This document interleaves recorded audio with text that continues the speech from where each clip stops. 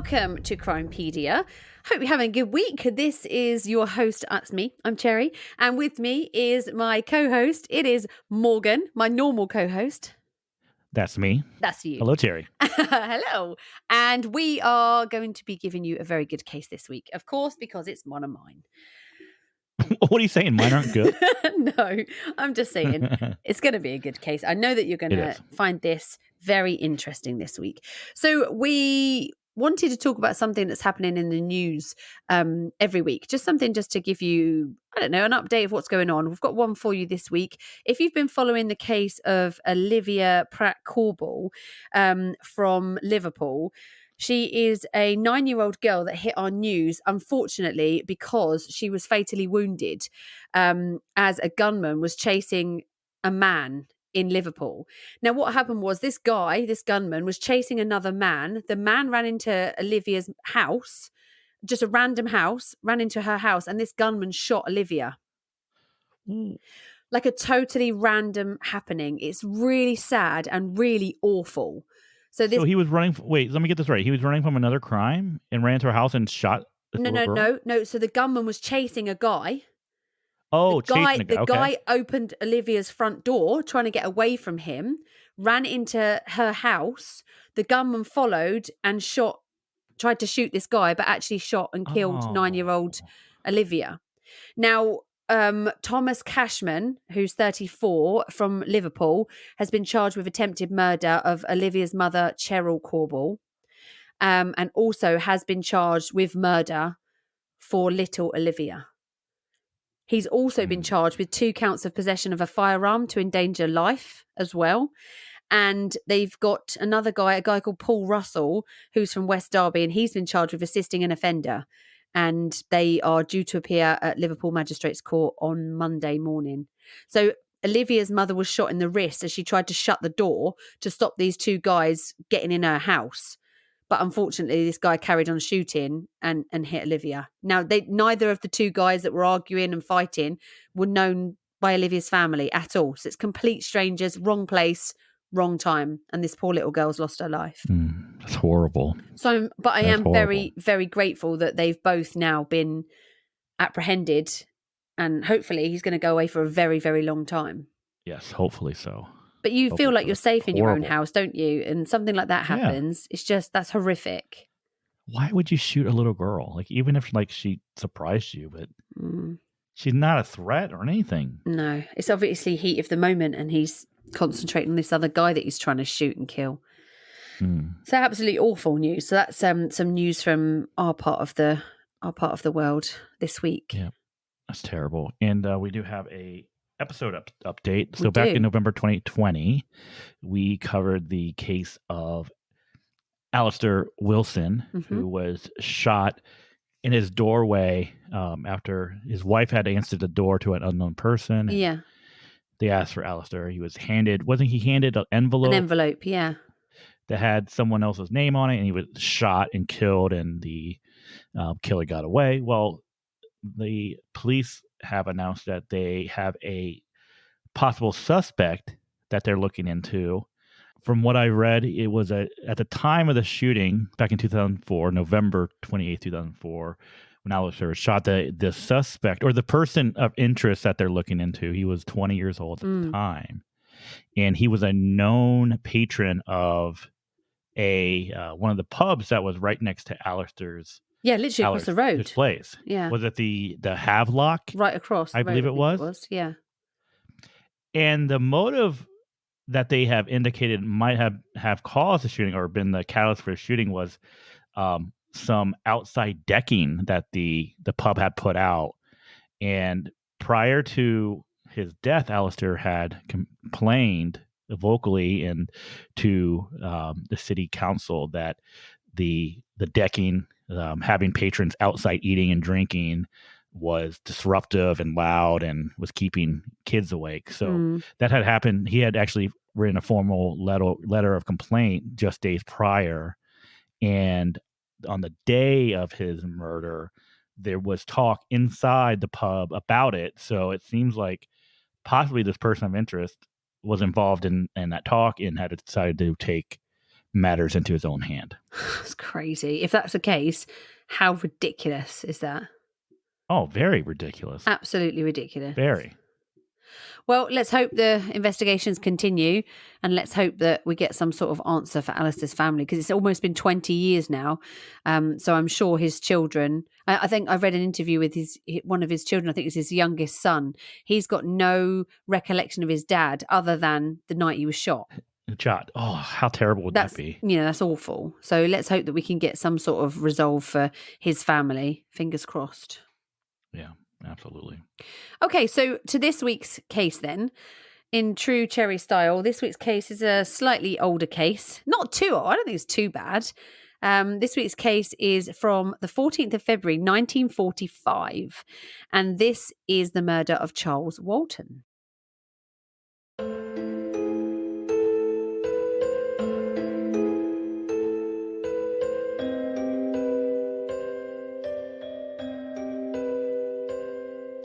The small parish of Lower Quinton in Warwickshire will forever be steeped in suspicion. Even in 2022, the villagers are still not keen on talking about the events of the 14th of February 1945, when the body of a local man was discovered by his niece and a neighbour. The murder of Charles Walton remains unsolved to this day and is Warwickshire's longest unsolved case. Did his murderer take the secret of his death to their grave? Or did witchcraft play a part in ending this man's life? This is Crimepedia, and this is Who Murdered Charles Walton? Psychopath or witchcraft? Okay, Morgan, so Charles Walton was born on the 12th of May in 1870. Now, he was born to parents Charles and Emma Walton. He had lived in a place called Lower Quinton, all of his life. Now, Lower Quinton is a tiny little parish. It's about 6 miles away from Stratford-upon-Avon in Warwickshire. And it had the population at the time of around 500 people. Small. Now, even in 2011, the census said that the population was at around 2,000 people. So even then, it's not a huge place. Very picturesque, very hilly and countrified. Now, Charles was described as a bit of a loner. He had earned quite a good reputation as a horse trainer in his youth. He didn't really socialise with his neighbours. But he was a well-liked member of the community, although he was actually regarded as being slightly eccentric. And a few other people were a bit of suspicious of him. So he was a kind of a mixed bag. He wasn't the sort of man that would go out and socialise well with his neighbours and stuff. Now, it was quite well known locally that there was something a little bit peculiar about him. Now, it's documented that wild birds would flock to him and feed from his hands. It was also known that he had the ability to tame wild dogs, and he was very well versed in country law. So he knew all about the countryside. He knew all about the old ways of the countryside, and I'm talking old. So I mean, this is in the 1800s. He was born, but he knows a lot about the old kind of countryside. So now Charles was married, but unfortunately on the 9th of December 1927, his wife passed away. So he shared this small cottage, which was at 15 Lower Quinton, with his 33-year-old niece, Edith. Now, Edith had been adopted by Charles when she was 3 years old. Her mother, who was his sister, had died, and he took Edie in, despite her actual dad still being alive and living not very far away from where he lived. And it's not known why Charles took her in, but that's what happened, and he had her with him for 30 years. Now, Charles had lived in this cottage that he lived in since World War I, and his arrangement was that he gave Edie £1 a week housekeeping, but he also paid the 3 shillings a week rent on the cottage, as well as buying all the coal, all the meat, and he had like casual earnings. So he didn't have a job per se, but he did different jobs in and around the area. Now, he received also, because he was the age he received 10 shillings a week in old age pension. Now, he walked with a stick. Now, he had rheumatic joints, and he did still work. It was casual work, and he would do it wherever he could find it. So for anybody, he would go and work on the farm, or he would go and cut down logs and bits like that. And for about the nine Oh. months previous to this day, he had been working for a local farmer, a guy called Alfred Potter, who lived on a farm called the Firs. So he's quite active because he would be, what, 75? Yeah. And he's really active. Yeah. Okay. Now, on the 14th of February, 1945, Charles Mhm. left home with a pitchfork, a slash hook. Now, if you don't know what a slash hook is a pruning instrument. So you would take this and slice down sort of hedges and stuff like that. It's sharpened on one side, and then on the other side, it's kind of, I guess, kind of rounded is probably the best way I can explain it to you. Well, is it like a A sickle? bit like a sickle, yeah. Okay. And he set off for his work that day. Edie had given him a piece of fruitcake to eat for his lunch because he was quite regimented in how he would eat. He would leave the house at the same time every day. He would eat his lunch at the same time every day. And then he would stop work and he would go home at the same time. He was a bit of a stickler for sticking to timings. Now, Edie said Yeah. that Charles had left his purse at home that day. And he was witnessed by an elderly couple to have passed through the churchyard in the village between 9 and 9:30. Now, on this particular Okay. day, he was slashing hedges in a field known as Hill Ground. And this is on the slopes of somewhere called Meon Hill. Now, Meon Hill is in the southwest corner of Warwickshire. It's close to the border with Gloucestershire, and it forms the boundary of the Cotswolds, what's known as the Cotswolds here. So if someone says, like, oh, I'm going on holiday, we're going to the Cotswolds, you know it's up with the Shears, Warwickshire, Gloucestershire, up north from us. Basically, it's the most northerly chain of small hills. And Ebrington, which is one of the hills, is the highest point in all of Warwickshire. So it's about 260 metres above sea level. It's the highest one. Now, Meon Hill has got fantastic panoramic views all across the county. And if you put it into Wikipedia or onto Google or whatever, it's described as a local beauty spot. So that day, so you can tell sort of the situation where he was. He's working on a hill, where he's got beautiful surroundings, quite exposed up there. And that day, Edie was working as a printer's assembler, and this was at the Royal Society of Arts. It was a local factory which had relocated to Lower Quinton during the war. Now, Charles was expected to be home by 4:00, and Edie was due to be home around 6. Now, when she got home at 6:00, she was quite concerned because Charles wasn't home to meet her, and he was always home to meet her. Yeah. Always got home when he said he would, and especially he would be home early during the winter months because the evenings would be quite dark, and that would make working outside quite difficult because obviously they would have torches rather not like flame torches rather than your battery torches at this sort of point. Now, she was worried that maybe he had had an accident. So she went next door to her neighbour, a guy called Harry Beasley, and they walked up together to Firs Farm to see whether Charles had finished his work and then walked down to the farm and was still at the farm. Now, the guy who owned Firs Farm was called Alfred Potter, and he told them that he hadn't seen him, but had noticed that morning that there was a figure on the hillside, which he assumed to be Charles, because this figure was cutting the hedges. So he just assumed that was Charles at work.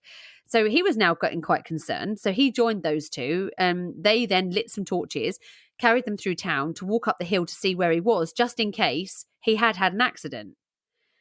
Obviously, he's an older guy. It's quite physical work. So is it possible that perhaps he had hurt himself or, he had fallen ill or something like that? Had a heart attack? Yeah, possibly. Yeah. I mean, that's what my first thought is, like, you have a 75-year-old man who hasn't come back. He's doing hard labor. Yeah.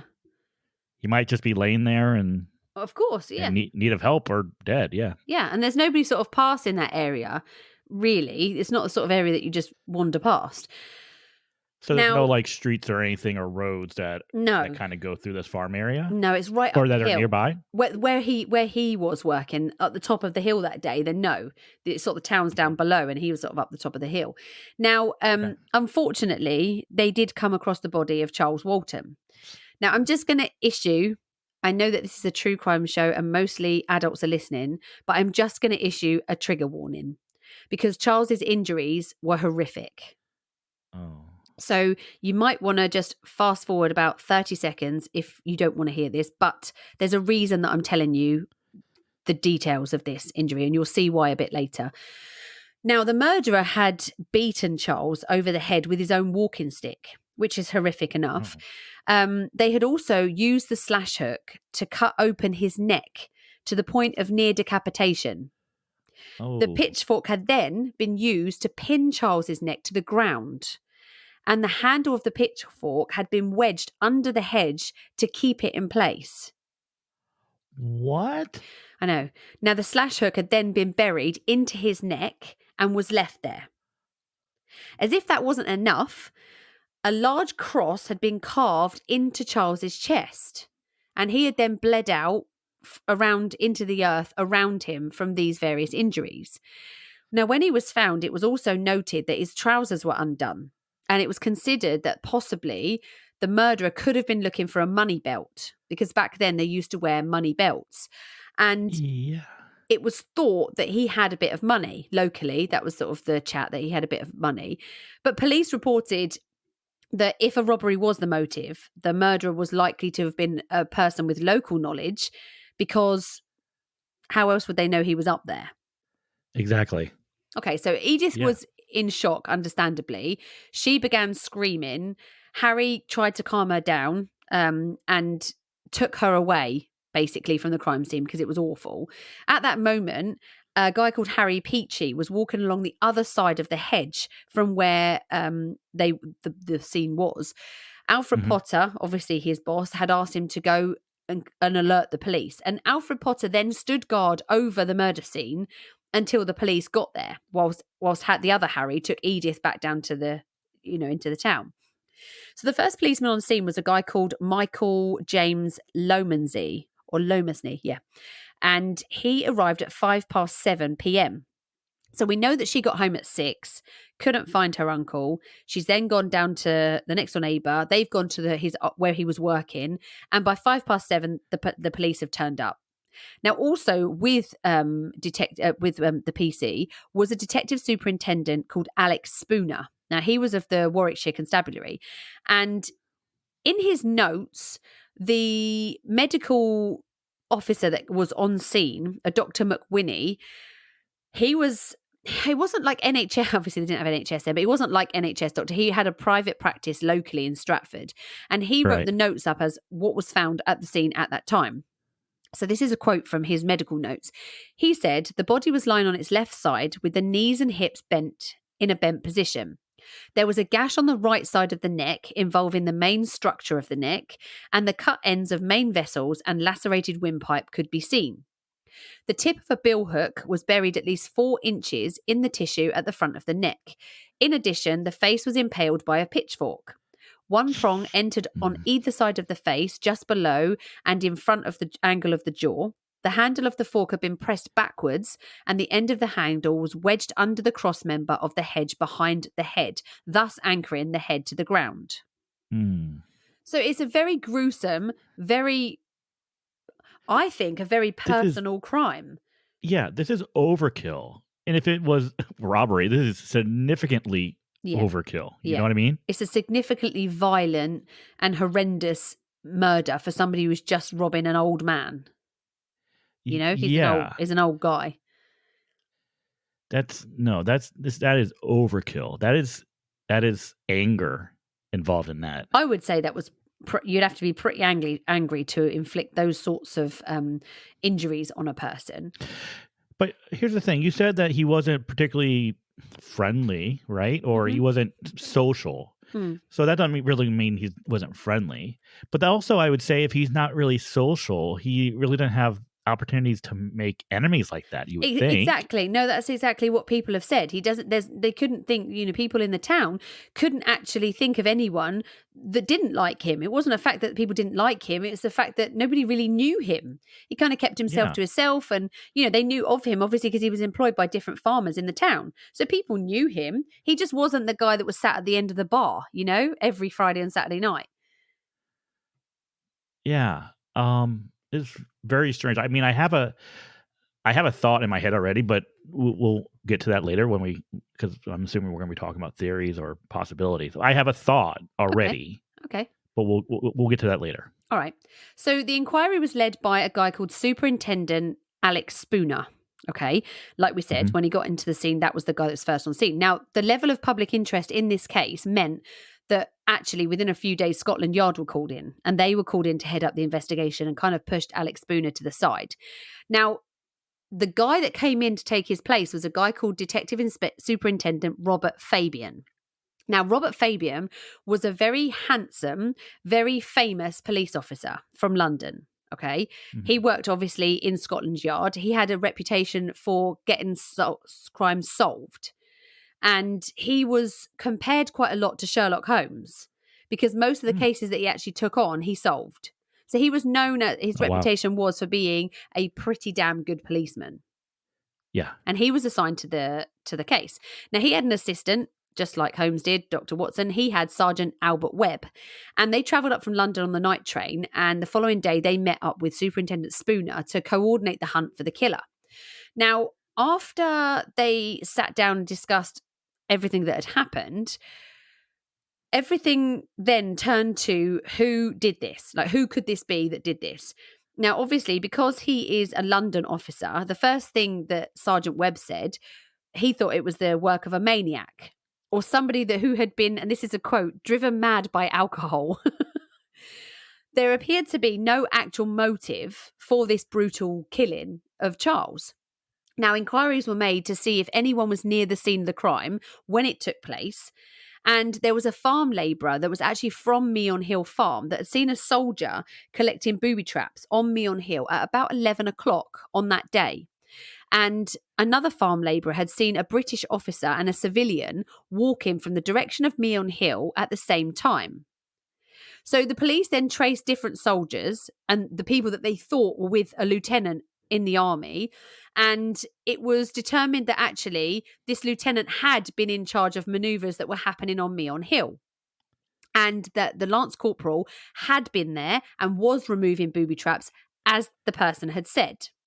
So when the lance corporal was actually questioned, he said he saw a youth ploughing a field, and at the same time he saw a man aged about 60 to 70, 5'4", dressed in a dark suit, a light-coloured cap, carrying a walking stick, walking along a fence to Meon Hill Farm, which is about half a mile south of where Charles was found dead. Now, it was noted that the boy that had been ploughing was the son of a farmer who had a farm up at Meon Hill. And so he went through and said, yes, I had been ploughing the field. I've been there from 10 o'clock till 6 o'clock. And during that time, I saw nobody, with the exception of this man, this old guy with the walking stick. Didn't see anybody else. So he saw this guy standing by the hedge about 150 yards from where he was ploughing, nothing peculiar about him, could only sort of describe him vaguely because he didn't really pay him much attention. And when the police actually questioned this kid further, they actually, the police report that they have actually says that the farmer's son, when he was ploughing, wasn't actually sure if it was that day that he saw him there. So he couldn't be, he remembers when he was ploughing, he saw this guy, but he couldn't 100% say it was on that day.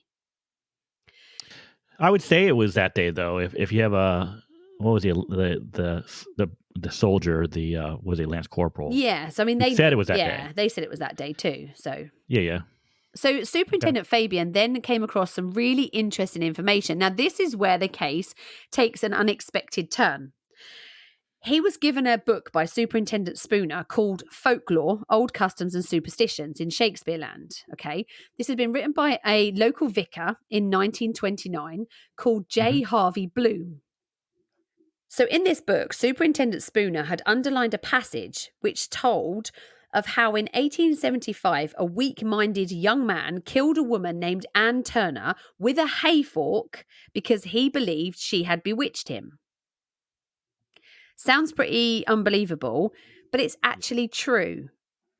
So Anne Tennant was a resident of a place called Lower Quinton, which is about 15 miles from Lower Quinton. She was 80 years old, and on the 15th of September in 1875, about 8 o'clock in the evening, she left her house to buy a loaf of bread. On her way back, she met some local farm workers who were coming home from harvesting in the fields. Now, one of the group was a guy called James Hayward. He was familiar to Anne's family. He knew Anne, and he was described as the sort of village idiot. He wasn't very clever. It was known that night that he was drinking. He'd been drinking cider, and Okay. without warning, he basically just attacked Anne Tennant with a pitchfork and stabbed her in the head and the legs. What? So another local farmer stepped in and tried to help Anne. The people that were there restrained Hayward until a police constable arrived. Anne was taken to her daughter's house but died of her injuries. And Hayward claimed that Anne was a witch and that there were other witches in the village who he also intended to deal with in the same way. So he did admit to murder, and he was committed to trial for murder, but he was found not guilty on the grounds of insanity, and he spent the rest of his life in Broadmoor. Okay. But further on in the book, another page had been marked, and this was in 1885, a ploughboy by the name of Charles Walton had come across a large black dog every day for 9 days whilst on his own from work. Okay. On the very last day, the dog was accompanied by a headless woman. Now, locally, there had been stories of a ghostly black dog on Meon Hill. And it was said in the local sort of like folklore that every time this dog sort of showed itself to somebody, death would soon come to those who it appeared to. Police wondered if maybe this Charles Walton that people talked about locally, having seen these dogs, was the same Charles Walton who is now an adult who had been killed on the same hill. Okay. But it gets worse because Spooner then gives Fabian another book. And these are all, you can still get these books. They're all available still. A book called Warwickshire. And this was published in 1906. And the author was a guy called Clive Holland, another local guy to where these guys live. He talked about the murder of Anne Turner in even greater depth than the first book. Okay. Yeah. And he talks about the trial of John Hayward, who in his book said was found guilty and then hanged. So I went to find out whether this was the case. Had he been hanged or had he spent his time in Broadmoor? And I can only find stuff for both. There's nothing to say for definite it was one or the other. I've read loads of different reports, and some reports say he was hanged, some reports say he was sentenced to Broadmoor, and that's where he died. Okay. Now, the reason that Hayward had said that he had killed this Anne Turner was because she had bewitched the cattle and the land of local farmers. Now, the reason he pinned her to the floor with the hay fork before slashing her throat with the hook and putting it in the shape of a cross on her chest was because it was an ancient and traditional way of killing a witch. And this is from Anglo-Saxon England, where it was called sticking. And it's believed that if you were to stick a witch, it was the only way to prevent the dead witch rising again from the grave. So, did somebody in the local area consider Charles to be a witch? Oh, well, yeah, possibly. Okay. So an incident room was set up at Stratford-upon-Avon Police Headquarters, and Superintendent Fabian then began his investigation. So they had an aircraft from the nearby RAF base, which is Leamington Spa, and this flew over the site of the murder, and they took photographs of the area. Now, these photographs still exist. You can still see them. They still exist, and they could see the bloodstains on the grass, but unfortunately not very much else. So the next step then was to do a ground search, which was carried out by local officers with help from the soldiers of the Royal Engineers. Now, they were looking for Charles's pocket watch because after speaking with Edie, police discovered that it was missing from his waistcoat. But it wasn't an expensive watch. It was made out of tin. It was just a cheap one. But the Superintendent Fabian hoped that it would have the fingerprints of the killer on it. So they were hoping that this would, kind of give them some sort of idea of who did this. Now, they did find some footprints, which were like boot imprints of a military kind. Now, we already know from their initial investigations that there were military personnel up on the hill. So I don't know why this was a big surprise to them, because we already know that was what was going on.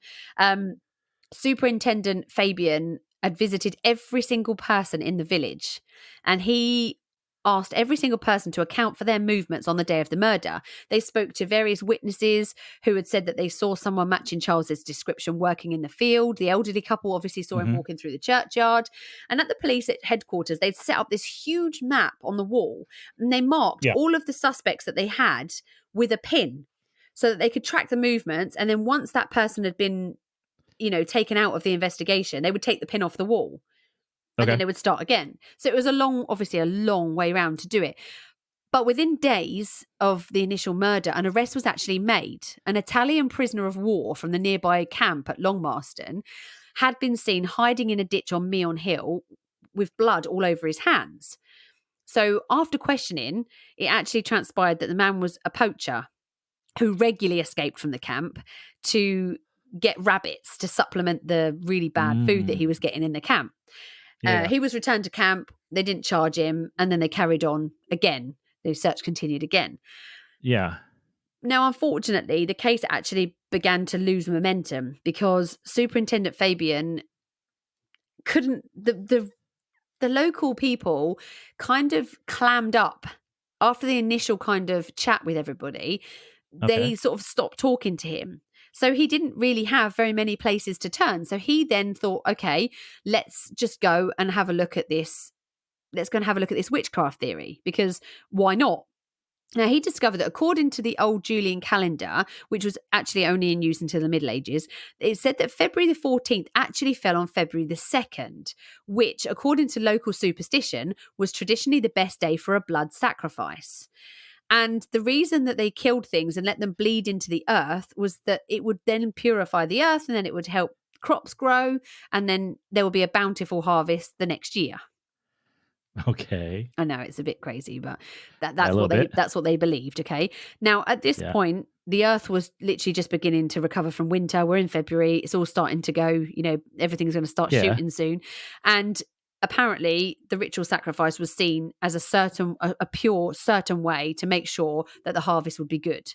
Now, Superintendent Fabian, because they weren't keen to talk to him, he obviously tried to talk to them then about the ritualistic sacrifices. Now, people then really clammed up. As soon as he got to the whole witchcraft thing, literally people stopped talking to him at all. And it was even evidence that people would close the door in his face. Which, if you think about it, is very strange, because if you are local in a little town of only like 500 people and somebody has been brutally murdered, you'd think you'd be pretty scared. And unless you knew what had happened and why it had happened. Yeah. Because otherwise you think there's a nutter on the loose, wouldn't you? You think there was a psychopath on the loose. No, absolutely. Yeah. So you would want as much help from the police as you could get. But strangely, the locals claimed nothing, and they just quiet. Didn't say a thing. That's really weird. Now, I have read reports that some of the locals believed that Charles Walton was a witch and that he was feared by some villagers. The reason why, they said, it was claimed that he could cast the evil eye, and he kept natterjack toads as pets, and he used them to blight the crops of local farmers that he didn't like. So they did two examples of this. One, there was a really bad harvest in 1944, and then it was Alfred Potter's heifer cow on the 13th of February got stuck in a ravine and died. Now, they claimed that this witchcraft led poor old Charles to be murdered in a ritualistic manner, which involved blood soaking into the ground to replenish the soil's fertility.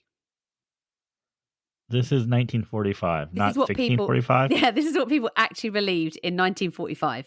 But then to say that, Warwickshire has a huge reputation for witchcraft. There were reportedly a lot of covens in the area. And if you do look it up, there are a lot of stories about witches and witchcraft in the area. And where he was actually murdered is very close to something called the Whispering Knights, which is also, if you have a look online, it's also called the Rollright Stones. Now, it's a burial chamber that consists of 4 upright stones and a large capstone, which has actually fallen down now. So there's 3 stones that look like a giant doorway. and it faces like down the hill. There's a big, large pillar stone on the left, and that's the largest of the rollright stones. Then there's a capstone, which is on top. And it's estimated, actually, that over 60 people must have used special rollers to roll these stones up this hill to make this sort of portal, they called it. Now, the reason that it's called the Whispering Knights is because the king at the time and his army were outwitted by a witch, and it's thought that she turned them to stone. Because of the way the stones lean towards each other, the stones are said to be these treacherous knights who are, trying to plot against the king. But other people say, no, they're praying. So was it a coincidence he was killed near a ritualistic, area, or is that just a coincidence? Coincidence. So then obviously Superintendent Fabian gets his sense back, and he starts looking into Alfred Potter as a possible suspect because he actually was the last person allegedly to see Charles alive. Okay, fair enough. Now, Alfred Potter was 40 at the time of the murder. He managed the furs for the company, which is owned by his dad.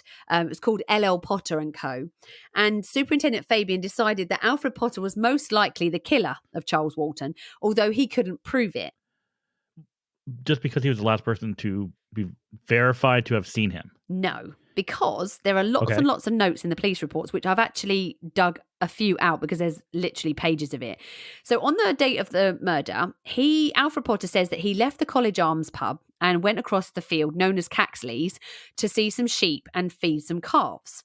He says when he reached the field, it was 12:20, and he saw Charles working in his shirt sleeves. He was sure of this because this was the first time he had seen him dressed like that, and he said to himself, and I quote, he's getting on with it today. Now, he said that he would have gone over to see him were it not for the fact that he had a heifer in a ditch nearby that needed attention. Now, remember from earlier on, they said that the heifer was in the ditch on the 13th, not the 14th. So he's like, that would have been the day before. So already his testimony doesn't add up, okay?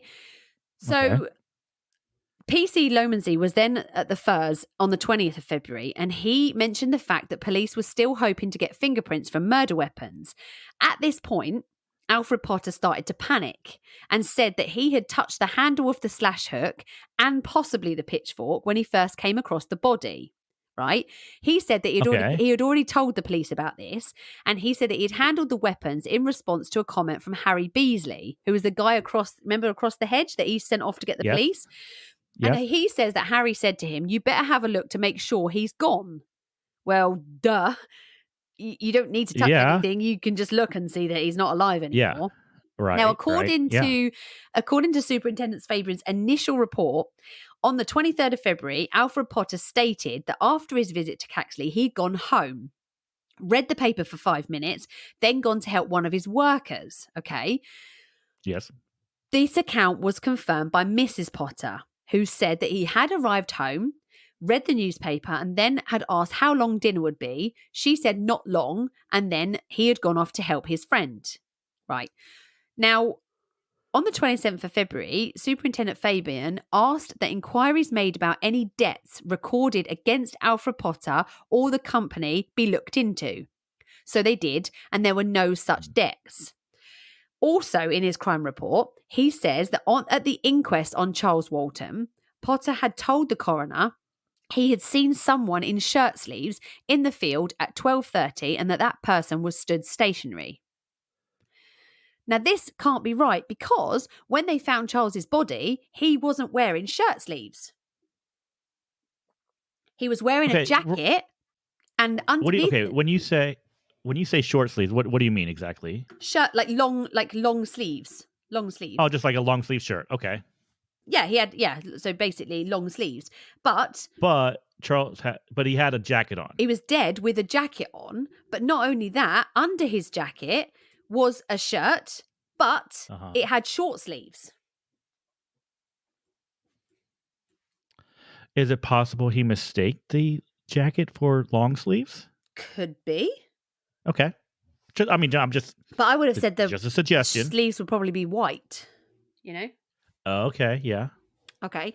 Now, also, Alfred Potter mentioned to the police that he had touched the murder weapons, that he had told the police that he had touched the murder weapons, and they went and spoke to Harry Beasley, who said, no, I didn't ask him to check that he was dead at all. I never said anything. It was quite obvious that he was dead, and that Alfred Potter didn't touch the weapons when he was stood there. Okay.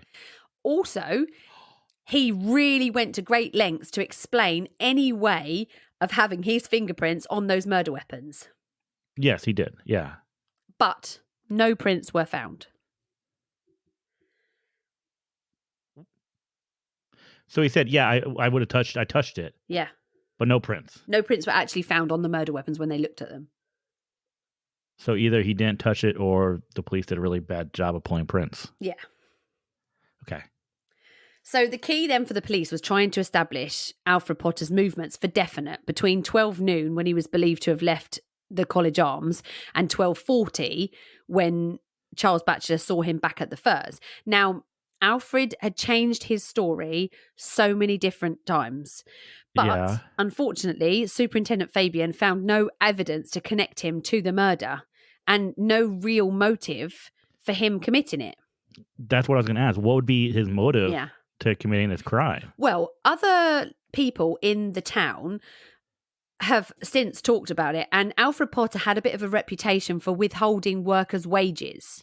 So his dad would release the money for him to pay the workers, and quite often he would, in quotes, forget to pay the workers. Okay. And so he had a bit of a reputation for withholding wages. And so could it have been that he owed Charles money? Yeah. And it caused a fight between the two. Yeah, exactly. Now, obviously, he was a much younger man than Charles was. But does that lead to a murder this gruesome? Well, no. I mean, Superintendent Fabian, when he retired, he wrote a book called Fabian of the Yard. You can actually get it on Amazon.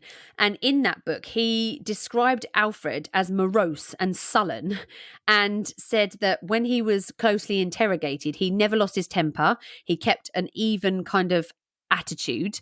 He was quite unkempt and, on the surface, dull-witted.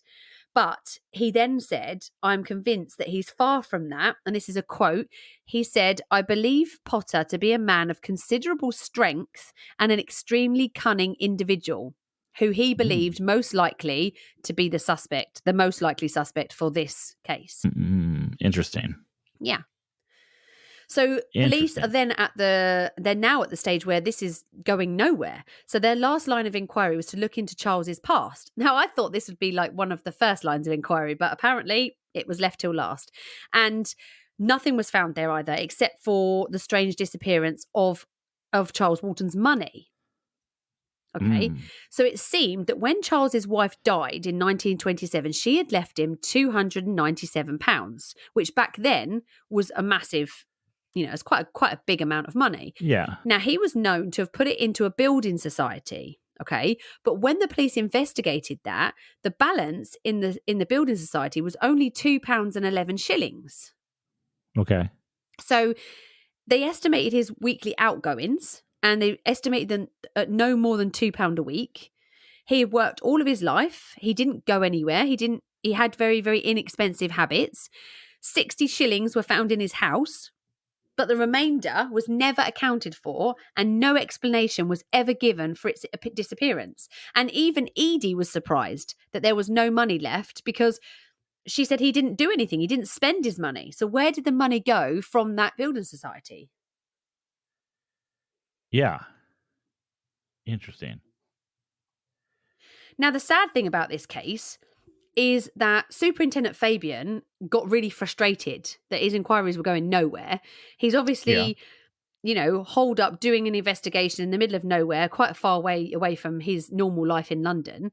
And he decided, right, I'm going to go and take one last walk up the hill to the site of the murder, see if I can get any inspiration. This is where it turns a bit strange again, okay? Okay. As he walked up the hill, he turned around and a large black dog ran past him. Okay. So he turned around and saw a young boy coming up the hill. So Fabian said to him, "Oh, are you looking for your dog?" And the boy looks at him and was like, "What dog?" And he said, "Well, I've just seen a large black dog. It's just run past me."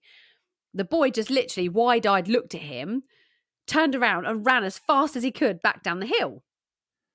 And later that Oh, day, a large black dog was found dead, hung by its neck from a tree next to the murder scene. what? I know. But the local law is that if a black dog passes you on Meon Hill, death will come to the person that sees the dog.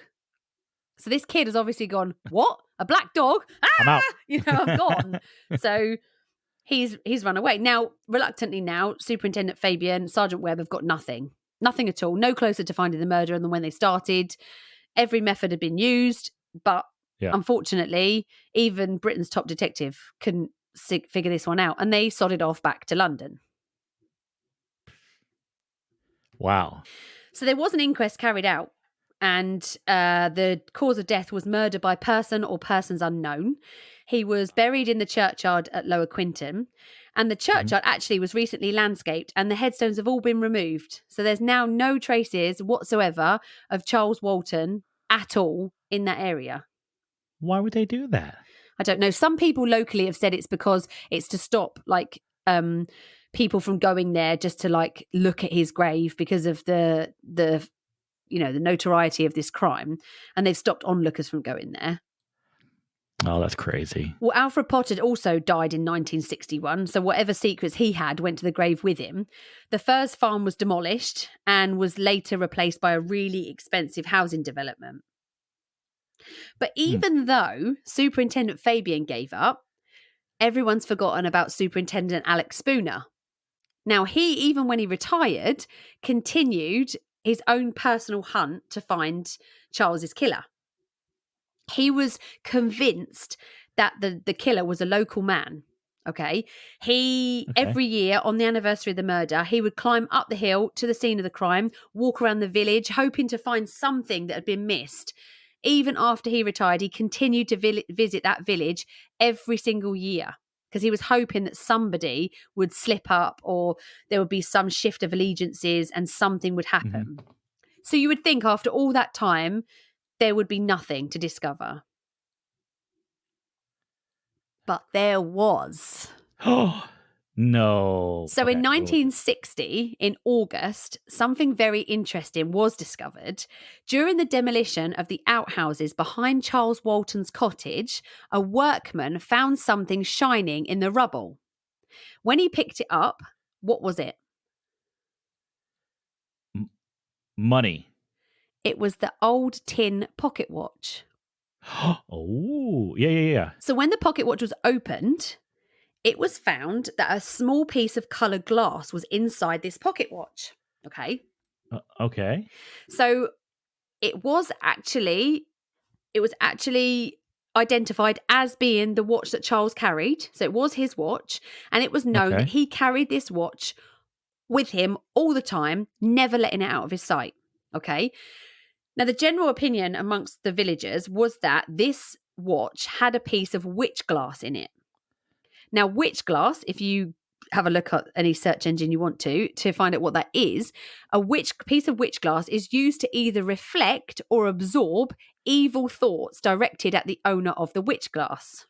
Okay? Okay. The odd thing is, though, police had searched the house. When Charles died, they had actually searched the house and then didn't find this watch. And he was said to be wearing it the day that he died. So how has that watch got back to his house into the outbuildings? So Superintendent Spooner believes that the killer must have returned back to his house at some point, deposited the watch where it was, maybe because they found the piece of witch glass in it and they were superstitious. But why would that murderer take such a massive risk and return it back to his house when they could have just chucked it away somewhere? Yeah. That's really strange. But to this day, the file on the murder of Charles Walton is still open. Okay. In Warwickshire police archives, you can still see the weapons that were used to commit the crime as well. You can actually look through police records. You can actually see the weapons that were used. The watch, I think, is still in the police archives. But Charles Walton's murder remains a mystery. So what do you think? Now I've given you all the information and everything that the Sherlock Holmes detective and his sidekick said, and the one that couldn't let it go. What do you think happened? Okay. All right. So I'm gonna start this by saying everything that the investigator had thought is incorrect. Okay. Okay. And there was one thing that you talked about, which as soon as you started talking about it, I go, it went ding ding ding. I think my thought is correct. Mm-hmm. Okay. So this was February 1945. Yes. 14th of February, so Valentine's Day. So World War II is still going on. Yeah. It's going to soon end in Europe. Okay. And you have soldiers, yeah, being transferred in, transferred out of the UK. Yeah. Prisoners of war. You have, prisoners of war in the area. My initial thought was, this sounds like someone who had some severe psychological issues that committed this murder. The same as what they thought in the first place. That's what he thought. It was some kind of maniac. And I started thinking, well, there was a huge war going on. Mm-hmm. There's probably people that have been transferred back to the UK who suffered with PTSD. Possibly, yeah. And which they wouldn't have known about for whatever reason. Yeah, they wouldn't. And for whatever reason, they just had they snapped and they had some sort of something triggered and they attacked him. So my thought was, it was a British soldier suffering from PTSD who had a psychological break and committed the murder. Mm-hmm. But it could easily have been a prisoner of war. But I think that's where you need to look. I think you need to look you need to look at the soldiers in the area, soldiers who had been either brought in the area as prisoners of war or had been transferred back to the UK for whatever reason and were in the area. That was my thought. But those people would have gone back to a camp or a set of other people, and surely they would have. If they had conducted a crime as horrific as that, surely they would have been covered in blood. Like the Italian guy. Yeah, but he was catching rabbits. He only had blood on his hands. He wasn't covered in blood. He only had blood on his hands. Okay, but he had blood on him. True. But whatever they carried out, whatever sort of stuff they carried out, it was said that it wasn't him. So he was ruled out of the investigation. Okay. But that doesn't mean that there is not someone else in the area that could have done it. That was true. That was my first thought. Yeah. My first thought that it was someone that had some sort of psychological issues. Yeah. Like a mental break. Had a psychological snap, had a mental break. Yeah. And committed this crime. Okay. Yeah. Okay. Sure. The story about witchcraft and, trying to do this bloodletting. Yeah, that's a great story. But I think that's all that is I think it's just a story. But I think it's probably like local lore. But if you actually look at the way he was killed, the fact that a cross was carved on his chest, the fact that he was pinned into the earth and it was made so he would stay there, that's a very strange way, considering that other guy, Hayward, killed that other woman in nearly exactly the same way. So sure. Is there there is a reason that sort of specific ritual was carried out, and it was to stop witches from returning back to the earth. We already know that they thought that he was a witch. So could you be right in the fact that somebody has heard locally that he is a witch? They're obviously having some kind of psychological issue. And that's why they've killed that. Like you say, they've had some kind of psychological issue. They've heard that he is a witch. So they've gone out, and that's why he's been killed in that ritualistic way, because that's the way you get rid of a witch. So could it be that you're right and somebody's had some kind of mental issue, and then they've heard that he's a witch and they've thought, right, I'm going to get rid of him. I don't see someone who is right of mind carrying out something like this. Right? It's horrific, isn't it? It's horrific. It is horrific. Horrific way to die. doing this, if you were right in the right mind and you're like, okay, I got to do this because he's a witch, you're gonna snap. You're gonna break. Something's gonna happen, Yeah. right? Yeah. This is gonna mess with you. Yeah. This is horrific. Yeah. But if you've already snapped and you're already having a psychological breakdown, Yeah, of course. you know, and when you come to, maybe you don't even remember doing it. You're just going through the motions. Maybe. It's just, yeah, I don't see this being just an incident where someone, well, first off, it's not robbery, right? No. I mean, we can No, throw he that didn't out have the money on window. him like that. So we know it's not a No, robbery or a this isn't an issue of, this isn't a dispute between him and someone else, because no. But I think I mean, the only the key is, dispute. go on. I'm sorry, I was just gonna say the only dispute that possibly could be has to do with money, but I don't think that at 75, I don't think he was really too worried about money. But also, I think the key is with the actual killing itself. When you look at the way he was killed, this isn't just somebody who's had an argument with him and just thought, brutal. it's got into a fight and they've killed him in the fight accidentally, or got angry and killed him. I mean, this person has near enough ripped this guy apart. Yeah. And not only that, they've actually carved something into him for a reason. Yeah. So there's a reason he was killed the way he was killed. It's just who is going to, like you say, be of that frame of mind where they are focused so much on ridding the world of this guy. Why him particularly? Could it be that they believe he's a witch and they've got scared? Oh, I mean, it could be, yeah. But I think it has more to do with someone having a psychological break. Yeah. But here's the thing too: they would have to be a psychological break. They would have to know his pattern, where he would be. They would have to find him, right? If that's the case. Well, no. Do you think that's the case? Look at the murder of Sarah Everard in London by that guy, by the Met police officer, because she just happened to be walking down that road when he decided, I am going to kill somebody. And she just happened to be the first person that he encountered. Had she have walked the other way, she wouldn't have been killed that night. So could it be that this person has had a psychological break, came out of this prisoner of war camp, come back from war, and they've seen him, maybe they've mistaken him for somebody else. Maybe that's what maybe it isn't actually him exactly that they've targeted. It could just be he happened to be working there when that person has come across him. Could that be the case? I think it's a very interesting story. I mean, take the witchcraft side out of it. The only reason I think the witchcraft in this is interesting is purely because of the way he was killed. There is something ritualistic about the way he was killed. So could it be that these people did believe certain things at that time so seriously that they believe, because they said that it was strange the way he would have people come to his hat, like the birds come on his hands, and that he could like, was a dog whisperer and stuff like that.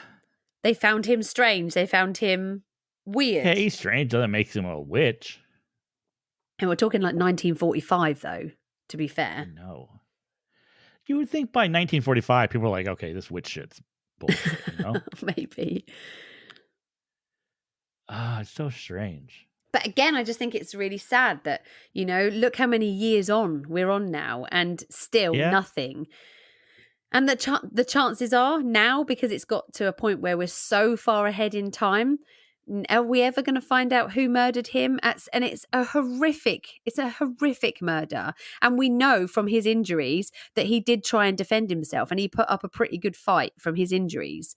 So he knew what was happening to him. It's not like he was knocked out and then it all happened, like, when he was unconscious. So that's an awful, and I hate cases like this that are so old that there isn't a chance to kind of solve them now. Right. Because even if we did do DNA stuff, I doubt they've still got any DNA.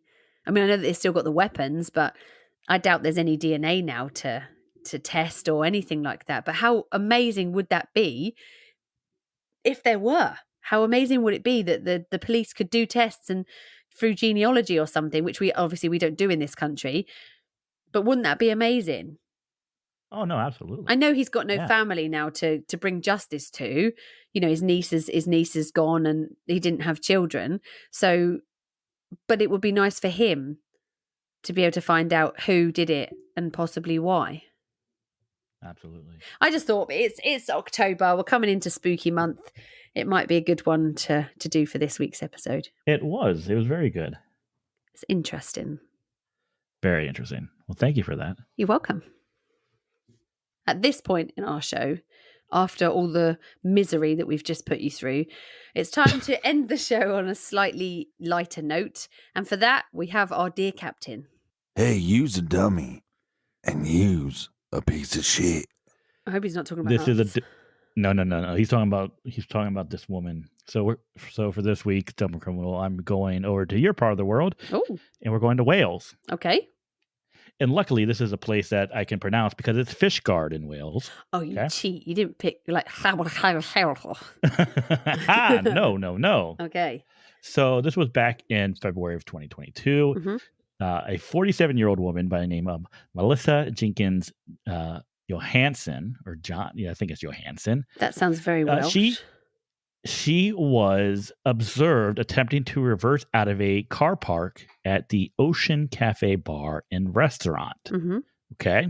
So she had attempted 4 times before a man noticed her drunken state and phoned the police. Oh, dear. Okay. Now, she did eventually manage to reverse out of the car park on her 5th attempt. It then began driving down a footpath before colliding with a bus stop just meters from a children's play area. Oh, no. So definitely not a person that you want to be driving at that point. No. Okay. Now, she eventually went onto the main road where she paused for several minutes before she went to the Seaview Hotel and then went on to Tesco where she was caught on CCTV footage. Okay. Mm-hmm. Well, the series of events actually didn't end here. So she ended up driving home where 2 officers from the local police visited her to ask her about her driving exploits. Yeah. Okay. And that's when she told the police that she couldn't be charged with drink driving. Okay. Because it was a friend who was driving, but not only was a friend driving, at one point she said her dog was driving the car. Oh, God. Oh, no. My dog was driving. Oh, yes, dear. She said that her dog Lily was actually driving the vehicle when it crashed into the bus stop by the children's park or playground area. Okay. Well, I hope they revoked that dog's license. I know, right? When they asked for a blood sample, or a sample of her breath, she refused, and she once again refused to give a sample when in custody. So of course she. That was it then. They actually ended up taking her sample of blood. She was charged for drink driving. So at another witness who had watched her drive around the park said that she had a half bottle of wine in the vehicle and appeared to have not noticed anyone around her, but that's not the case. There was plenty of people around watching her. Yeah. How dangerous is that? Oh, very dangerous. Now, to make matters worse, at the time that she was driving, she was currently banned from driving for being previously convicted of drink driving. Oh, no, it gets worse. Oh, dear. So. What was she called? So, yeah. She is called Melissa Jenkins Johansson. Melissa Jenkins Johansson, you are a dumb criminal. A dumb, dangerous criminal. So stupid. She deserves not to be driving for a very long time. No. This was midday when this happened. So she's lucky. Yeah. She wasn't able to drive into the children's play area. That's right. She's lucky that no one was on this footpath. Yeah.